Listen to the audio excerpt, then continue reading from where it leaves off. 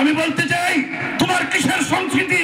প্রকৃত মুসলমানের দেশে সংস্কৃতি হলো আমাদের ওয়াজ নসিহতের সংস্কৃতি। নাকি তারা যুদ্ধ করবে, আমাদেরকে নাকি গ্রাস করবে, আমাদেরকে নাকি তাদের আগ্রাসনের মোকাবিলায় আমরা কিছুই করতে পারবো না।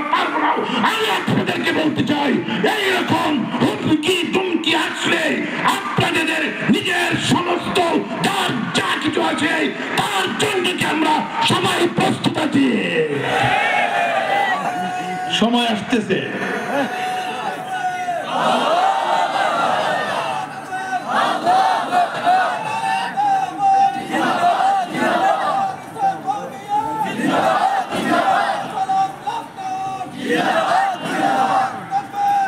এখন সময় আসতেছে প্রত্যেকটা নাগরিক, প্রত্যেকটা মানুষকে যে শুধু মাদ্রাসা মসজিদ নয়, যদি আমাদের সার্বভৌমত্বের বিরুদ্ধে কেউ হুঙ্কার দেয় তার দাঁত ভাঙার জবাব আমাদেরকে দিতে হবে।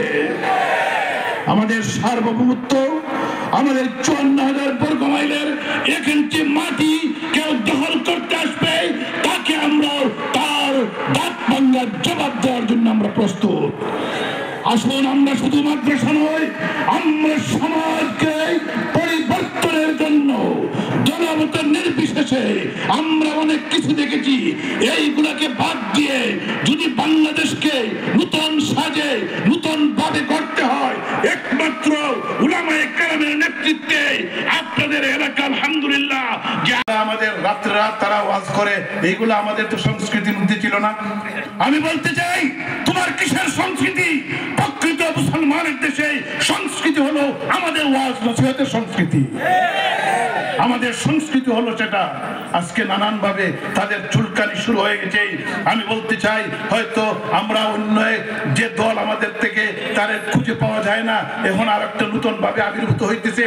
আমরা বলতে চাই বাংলাদেশে থাকতে হলে ইসলামিক তাহজিব তামাদ্দুন, ইসলামিক কালচার মেনে আজ থেকে তোমাদেরকে চলতে হবে। আর যদি কারো চুলকানিও আসে আমাদের এই সমস্ত দেখে, তাহলে তোমরা তোমাদের রাস্তা, পার্শ্ববর্তী দেশের রাস্তা খোলা আছে, তোমরা চলে যাও। এই দেশে থেকে ইসলাম বিদ্বেষী, ইসলামের বিরুদ্ধে, আলেম ওলামার বিরুদ্ধে কারো কথা বলার সাহস যেন না দেখায়, সেটা আমরা পরিষ্কার ভাষায় বলতে চাই। আল্লাহ যেন সবাইকে তৌফিক দেন। আল্লাহ পাক যেন আমাদের সবাইকে যে দেশটাকে সুন্দরভাবে করে আমরা ভাই ভাই হিসাবে, সম্প্রীতির দেশ হিসাবে বাংলাদেশকে বিশ্বের বুকে যেন আমরা দেখাইতে পারি আমরা সম্প্রীতির দেশ, সম্প্রীতির দেশ বাংলাদেশ।